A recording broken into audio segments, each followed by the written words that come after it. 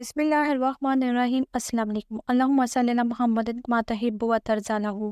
کسی دور دراز کے گاؤں میں زینب نامی عورت رہتی تھی۔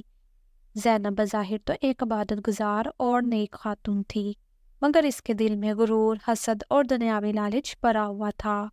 وہ اکثر لوگوں کی عزت سے کھیلنے اور ان کا مذاق اڑانے اور انہیں نیچا دکھانے کا موقع تلاش کرتی رہتی۔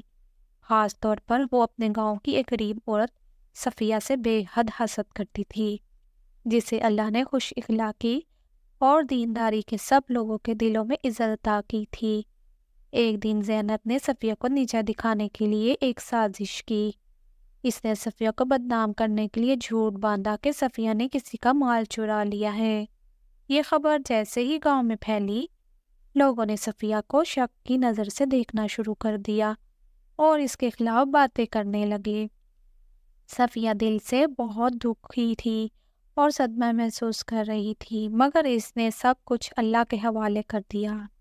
صفیہ نے صبر کا دامن تھامے رکھا اور نماز دعا میں مصروف ہو گئی۔ ایک رات اس نے اللہ سے فریاد کی کہ وہ اس کی بے گناہی کو ظاہر کرے اور اس جھوٹ بولنے والوں کو عبرت کا نشان بنا دے۔ اللہ کے عدل نے حرکت میں آنا شروع کیا۔ ایک دن زینب کو رات میں عجیب خواب آیا، جس میں وہ ایک ویران صحرا میں بھٹک رہی تھی۔ وہ جتنا بھی چلتی اسے راستہ ہی نہ ملتا۔ اچانک اس کے سامنے ایک خوفناک منظر نمودار ہوا۔ آگ کا ایک وسیع دریا جس میں لوگ جل رہے تھے، چیخ رہے تھے اور مدد کے لیے پکار رہے تھے۔ زینب کی روح کانپ اٹھی۔ وہ دریا سے دور بھاگنے کی کوشش کرتی، مگر اس کے قدم زمین میں جڑ گئے۔ جب اس کی آنکھ کھلی تو دل دھڑک رہا تھا اور جسم پسینے سے شرابور تھا۔ اس نے اس خواب کو نظر انداز کیا، مگر یہ خواب بار بار آتا رہا۔ چند دن کے بعد اس کے گھر میں عجیب و غریب واقعات رونما ہونے لگے۔ کبھی رات میں کسی کے چلنے کی آواز آتی، کبھی دروازے خود بخود کھلتے اور بند ہوتے۔ زینب کو خوف لاحق ہو گیا، مگر اس نے کسی کو کچھ نہ بتایا۔ چند دن کے بعد زینب کی طبیعت بگڑ گئی۔ ڈاکٹر سے علاج کروانے کے باوجود وہ صحت یاب نہ ہوئی۔ اس کا جسم کمزور ہو گیا اور وہ بستر پر جا لیٹی۔ ان حالات میں زینب کو اپنی غلطیوں کا احساس ہونے لگا۔ اس نے اپنے اعمال پر نظر ڈالی اور اپنے کیے پر نادم ہونے لگی۔ اللہ کے حضور توبہ کا ارادہ کیا، مگر پھر بھی زینب کے دل میں صفیہ کے خلاف حسد اور کینہ شدت اختیار کر گیا تھا۔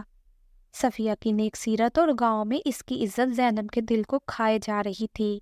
وہ سوچتی کہ آخر صفیہ کو سب اتنی عزت کیوں دیتے ہیں، حالانکہ وہ ایک غریب عورت ہے، جبکہ زینب کے پاس دنیاوی مال و دولت کی کوئی کمی نہیں تھی۔ اس کا غرور اسے روز بروز اندھیروں میں دھکیل رہا تھا۔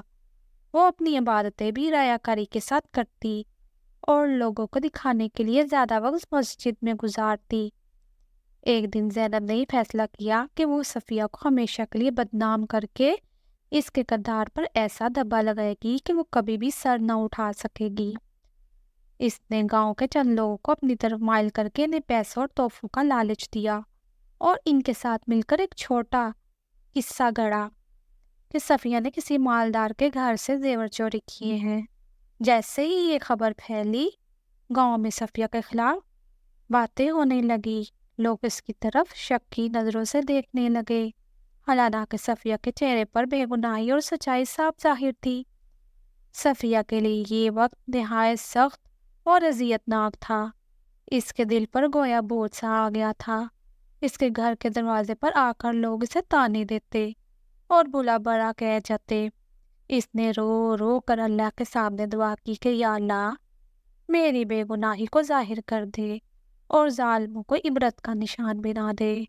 اس کی آنکھیں آنسو سے بھری رہتی، وہ سجدے میں گرتی اور اللہ سے فریاد کرتی۔ صفیہ کا دل، صبر اور اس کی عاجزی اللہ کے ہاں قبول ہو گئی۔ ایک رات جب زینب اپنے گھر میں سو رہی تھی، اسے خواب میں ایک بھیانک منظر دکھائی دیا۔ خواب میں اس نے دیکھا کہ ایک تاریک جنگل میں اکیلی ہے اور بھٹک رہی ہے، اور اچانک آسمان سے سخت آواز گونجی، اے زینب، تیرے دل کی سیاہی تیرے چہرے پر ظاہر ہو گئی ہے۔ تو نے جھوٹ اور غرور کا رستہ اختیار کیا۔ اب تیرا انجام قریب ہے۔ زینب کی نیند خوف کے عالم میں کھل گئی۔ اس کا دل زور زور سے دھڑکنے لگا اور اس کے چہرے پر پسینہ جھلکنے لگا۔ اس نے اس خواب کو برا خواب سمجھ کر نظر انداز کر دیا، مگر یہ خواہش مسلسل اور یہ خواب ہر رات اس کو آتا۔ اس کے دل میں خوف نے جگہ لے لی، مگر شیطان کے بہکاوے میں وہ اپنی زندگی برباد کرنے لگی۔ اسی طرح ایک دن گاؤں کے لوگ صفیہ کے گھر پہنچے اور اسے گالی گلوچ طنز کے نشتر مارنے لگے۔ صفیہ خاموشی سے سب کچھ برداشت کرتی رہی، مگر اس کے دل میں یقین تھا کہ اللہ انصاف ضرور کرے گا۔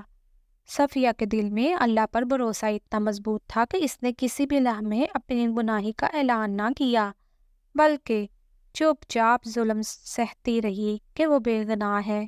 اس کے صبر اور عاجزی نے گاؤں کے کچھ لوگوں کو حیرت میں ڈال دیا۔ ان میں سے چند لوگوں نے سوچنا شروع کیا، آخر کیوں صفیہ کوئی جواب نہیں دیتی اور بس اپنے رب پر ہی یقین رکھ کر خاموش رہتی ہے۔ زینب کی خوشی کا کوئی ٹھکانہ نہ تھا کہ اس کی چال کامیاب ہو گئی ہے اور صفیہ کے خلاف گاؤں میں نفرت پھیلتی جا رہی ہے۔ زینب نے اپنی دولت رعایا کاری کے بل بوتے پر گاؤں والوں کو صفیہ کے خلاف اکسایا، یہاں تک کہ لوگوں نے صفیہ کو گاؤں سے نکالنے کا مطالبہ کر دیا۔ صفیہ، جس کا دل اللہ کے ذکر سے ہمیشہ ممور رہتا تھا، اس سخت امتحان کے دوران بھی ایک لمحے کے لیے بھی اپنے رب سے مایوس نہ ہوئی۔ اس نے دعا کی کہ اللہ اسے اور زیادہ صبر عطا کرے اور اسے اس سے آزمائش سے سرخروب کرے۔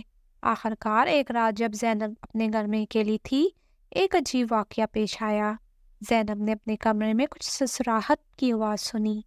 پہلے تو اس نے سمجھا کہ شاید کوئی جانور ہوگا، اس کا شور ہے، مگر جب اس نے اپنی آنکھیں کھولی تو اسے لگا جیسے کمرہ تاریکی میں ڈوبا ہوا ہے۔ اس کے سامنے ایک سایہ نمودار ہوا اور اس کے ساتھ ہی خوفناک آواز سنائی دی، "اے زینب، تو نے اپنی زندگی غرور، جھوٹ، حسد میں گزار دی، اب تیرا حساب قریب ہے۔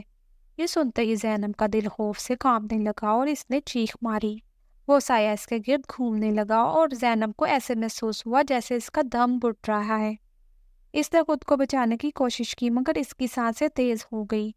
اس کے دل میں شدید خوف پیدا ہوا اور اس نے صفیہ کی بے گناہی اور اپنے جھوٹ کا احساس ہونے لگا۔ اسی رات زینب پر اللہ کا عذاب نازل ہوا، اس کا جسم کانپنے لگا اور اس کے ہاتھ پاؤں بے جان ہو گئے۔ صبح جب گاؤں کے لوگ اس کے گھر پہنچے تو انہوں نے اسے خوف اور دہشت کے عالم میں نیم مردہ حالت میں پایا۔ وہ بے ہوش پڑی تھی اور اس کا چہرہ سیاہ ہو چکا تھا۔ لوگ خوف زدہ ہو کر پیچھے ہٹ گئے اور اس کے قریب جانے سے ڈرنے لگے۔ زینب کو گاؤں کے حکیم کے پاس لے جایا گیا، مگر اس کی حالت بگڑتی چلی گئی۔ جب اسے ہوش آیا تو وہ مسلسل چیخنے اور رو رو کر اللہ سے معافی مانگنے لگی۔ اس نے گاؤں والوں کو اپنے جھوٹ اور صفیہ پر لگائے ہوئے جھوٹے الزام کا اقرار کر لیا۔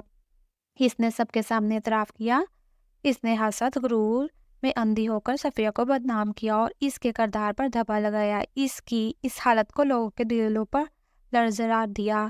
لوگوں نے صفیہ کے ساتھ کی گئی اس ناانصافی پر شرمندگی محسوس کی اور اسے معافی مانگنے کے لیے اس کے گھر کی طرف روانہ ہوئے۔ صفیہ نے گاؤں والوں کو دیکھا تو اس کے دل میں کوئی غصہ یا نفرت نہیں تھی۔